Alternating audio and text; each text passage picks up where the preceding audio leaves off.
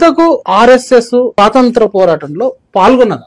ఇప్పుడు మన గురించి కాదు, మామూలుగా ఇప్పుడు ఈ కొత్త యువతరం ఉన్నారు కదా, ఎగ్జాక్ట్లీ ఏ పుస్తకాలు పెద్దగా చదవని వాళ్ళు, చరిత్ర గురించి తెలియని వాళ్ళు, వీళ్ళు ఆర్ఎస్ఎస్ యొక్క ప్రాపకాండలో వెళ్ళిపోయినారు. ఆర్ఎస్ఎస్ మేము జాతీయవాద శక్తులము, జాతీయవాదులము అంటారు. వాళ్ళ ఛానల్స్ పేర్లు లేకపోతే కూడా నేషనలిజం అనే మాట మామూలుగా మాట్లాడుతున్నారు.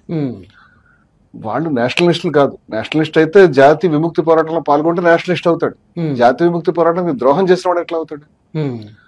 అయితే ఈ కొత్త జనరేషన్ పిల్లలందరికీ నేను అపీల్ చేస్తున్నాను, దయవుంచి ఆర్ఎస్ఎస్ దేశభక్తి ఆర్ఎస్ఎస్ అంటే దేశభక్తియుతమైన సంస్థ, ఆర్ఎస్ఎస్ ని వ్యతిరేకిస్తే దేశాన్ని వ్యతిరేకించినట్టే, దేశ ద్రోహులే అనే ప్రచారాన్ని నమ్ముతున్నటువంటి ఈ పిల్లలందరికీ కూడా నేను యువతరానికి విజ్ఞప్తి చేస్తాను, దయవుంచి ఇక్కడ మేము మాట్లాడుతున్నటువంటి విషయాలు ఏవైతే ఉన్నాయో దాన్ని సుందర్ గారు ప్రశ్నించినటువంటి విషయం ఇక్కడ ఏదైతే చర్చకు వస్తుందో ప్రతి ఒక్క విషయాన్ని కూడా మీరు శోధించండి, ప్రశ్నించండి, దానికి అవసరమైతే మళ్ళీ వివరంగా కూడా సమాధానం చెప్తాం.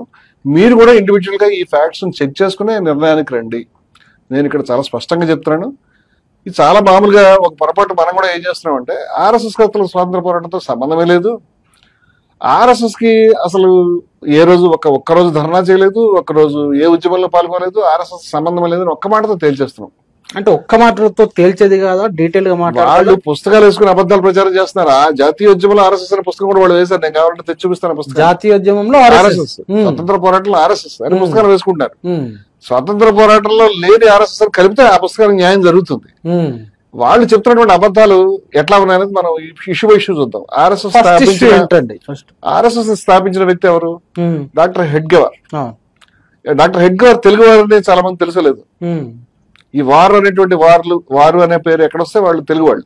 మనకి గుర్తుపెట్టుకోవడం, మహారాష్ట్రకి తెలుగుకి మనకి బార్డర్ ఉంది కాబట్టి చాలా మంది తెలుగు వాళ్ళు సెటిల్ అయ్యారు కాబట్టి తెలుగు వాళ్ళ మూలాలు ఉన్నటువంటి కుటుంబం నుంచే వచ్చాడు ఈయన డాక్టర్ హెడ్గేవార్ అంటే. మనకి మామూలుగా పలానా కల్వకుంట్ల వారు లేకపోతే కాశీభట్ల వారు అని ఈ వారు అనేది తెలుగులో అంటారు. ఈ హెడ్గేవార్ అనేది ఆ వారు అనే మాట అక్కడది. ఇది ఎంతగానో యుద్ధం కాదు అది. ఈ డాక్టర్ ఈ హెడ్గేవార్ అనేటువంటి పెద్ద మనిషి ఈయన చదువుకోవడానికి కలకత్తా వెళ్ళాయి. కలకత్తా రోజుల్లో కొంచెం ముఖ్యమైనటువంటి కేంద్రం. అక్కడ దేశభక్తికి సంబంధించినటువంటి చాలా ఉద్యమాలు జరుగుతున్నటువంటి రోజులు. అంచేత అప్పుడు ఈ టెర్రరిస్ట్ ఆర్గనైజేషన్స్ అంటే సాయుధ పోరాటం ద్వారా లేకపోతే టెర్రరిస్ట్ చర్యల ద్వారా, ఆ మాట అనడానికి తప్పంటద్దు దయవుంచి, వాళ్ళకి చాలా తగ్గించడానికి అంటలేదు నేను. కానీ టెర్రరిజం అంటే ఎవరో ఒక వ్యక్తిని హత్య చేయడం, అందుకంటే పెద్ద పని చేయకపోవడం. అట్లా చేస్తేనే స్వాతంత్రం వస్తుందని నమ్మేటువంటి వాళ్ళు, కొంత హిందూ మతం మీద అభిమానం ఉండేటువంటి టీమ్స్ కూడా రకరకాల అప్పుడు ఫామ్ అవుతూ ఉన్నాయి. అలాంటి ఒక టీం కి ఇతను అనుశీలన సమితి అనేటువంటి దాంట్లో ఈయన జాయిన్ అయ్యాడు, చేశాడు అనేది కొంత మనకు వినిపిస్తా ఉంది. వాళ్ళ పుస్తకాల్లో కూడా కనిపిస్తుంది. ఏంటంటే అనుశీలన సమితి ఏంది? అనుశీలన సమితి అనేది ఆనందమఠం నవలతో లింక్ ఉంది. ఆనందమఠం నవల మనకి ఇప్పుడు ఈ బంకిచంద్ర చటర్జీ గారు రాసినటువంటి నవల మన తెలుగులో కూడా చాలా కాలం క్రితం అనువాదం మనకి చేతికి వచ్చింది. దీంట్లో వందే మాతరం అనేటువంటి పాటని ఆయన దాంట్లో రాశాడు. మరి చరిత్రంగా ఉన్న విషయం చెప్పుకోవాలి. వందే మాతర గీతం స్వతంత్ర పోరాటంలో చాలా మంది స్ఫూర్తించిన మాట వాస్తవం. అంతగా స్ఫూర్తించిన మరో గీతం లేదని కూడా చెప్పేసాము మనం. కానీ లోపల మొత్తం ఆ నవల్లో ఉన్నటువంటి వందే మాతర గీతం చాలా చోట్ల ముస్లింలకు వ్యతిరేకంగానే రాయబడింది. ఆ నవల కూడా ముస్లిం వ్యతిరేకత్వంతో రాసినటువంటిదే. స్వాతంత్రోద్యమంలో కాంగ్రెస్ పార్టీ, గాంధీజీ కూడా ఈ సమస్యను పరిష్కరించుకోవడానికి ఈ ముస్లిం వ్యతిరేక చరణాలని లేకపోతే ముస్లింస్ కి అభ్యంతరకరమైన భాగాలు తీసి ఈ 4 చరణాలు పాడండి అనే దాకా కూడా ఒక పరిష్కారం చేశారు. అది కొంత దారిలోకి వచ్చింది అనుకోండి విషయం. సరే, ఈ ఆనందమఠం నవలతో ప్రేరితమైనటువంటి సంస్థ అనుశీలన సమితి అనేటువంటిది. ఈ అనుశీలన సమితి అనేటువంటి దాంట్లో హెడ్గేవార్ ని ఒకళ్ళు జాయిన్ చేశారు. నిజంగా హెడ్గేవార్ లోపల ఏం చేశాడు? ఏమైనా కార్యక్రమం చేశాడా? ఏమైనా ధర్నా చేశాడా? ఎవరి మీద ప్రయత్నం చేశాడా? పోనీ అంటే ఆ రోజుల్లో కార్యకలాపాలు ఎవరైనా చంపేయాలని ఉంది కాబట్టి ఇటువంటి కార్యక్రమాలు ఏమైనా చేసినట్టుగా గానీ ఏదన్నా ఒక ఆయన హోదా ఏమిటి దాంట్లో అనేది గానీ స్పష్టంగా అక్కడ కూడా నమ్మదగ్గ ఆధారాలు ఏమీ లేవు. మనకు అర్థమవుతున్న విషయం ఏంటంటే ఆయన కేవలం జాయిన్ అయ్యాడు. అప్పటికి ఆర్ఎస్ఎస్ పుట్టలేదు. ఆయన యువకుడు, ఆయన కలకత్తాలో ఉన్నాడు, జాయిన్ అయ్యాడు. బహుశా పెద్ద కార్యక్రమాలు ఏమి చేయలేదు, బహుశా కొంత యాక్టివిటీ మరి ఇన్యాక్టివ్ గా అనలేం కానీ పెద్దగా గొప్ప కార్యక్రమాలు ఏమి లేని విధంగానే ఆయన ఉన్నాడు అని అనుకోవచ్చు. అనుశీలన సమితితో జీవితంలో ఈయనకు మరొకసారి అక్కడ తనతో ఉన్నటువంటి సహచరులతో ఒక అనుబంధం అనేది వచ్చింది. ఆ విషయాన్ని కాస్త ఆగి మాట్లాడుకుందాం. ఈయన అక్కడి నుంచి మళ్ళీ తన స్వరాష్ట్రమైనటువంటి మహారాష్ట్రకి వచ్చేసాడు.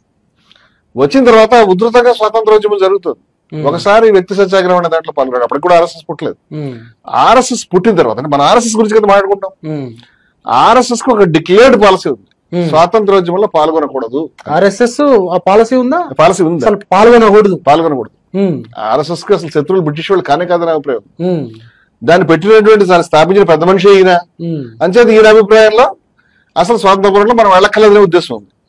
అయినప్పటికీ ఒకసారి శాసనోల్లంఘనోద్యమంలో 1930s లో ఈ పెద్ద మనిషి డాక్టర్ హెడ్గే వారు పాల్గొన్న విషయం వాస్తవమే. నేను చెప్తున్నాను వాస్తవమే. ఇంకేందంటే చారణ చరిత్రలు అని అంటారు. అదే మరి ఇక్కడ రహస్యం ఏంటంటే ఆయన దాన్ని ఆర్ఎస్ఎస్ తప్పని పాల్గొనలేదు. ఇప్పుడు ఇక్కడ నేను ఈ విషయాన్ని విజయ విహారంలో 25 సంవత్సరాల క్రితం ఏదైతే ఈ ఆర్ఎస్ఎస్ కి సంబంధించి మేము వాళ్ళతో ఘర్షణ పడ్డాము, దాంట్లో చాలా వివరంగా వాళ్ళు స్వాతంత్ర పోరాటంలో పాల్గొన్నారా లేదా, పాల్గొంటే ఏ స్థాయిలో పాల్గొన్నారనేది అక్కడ ఉన్నటువంటి మేధావి, వారి పేరు నేను చెప్పడం చెప్పాను, వారితో గతంలో వివాదం జరిగింది 25 ఏళ్ల క్రితం. ఆ తర్వాత వాడు